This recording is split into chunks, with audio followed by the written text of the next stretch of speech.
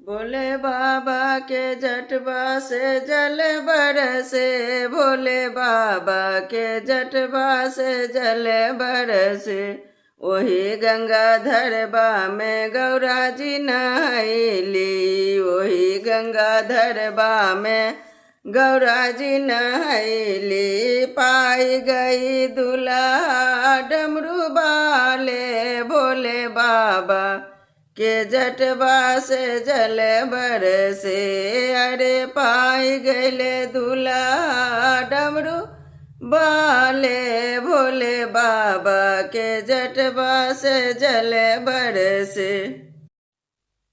कार्तिक से खेलब गणेशा से खेलब, कार्तिक से खेलब गणेशा से खेलब, मैया गौरा से खेलब। हरे हरे होली भोला खोला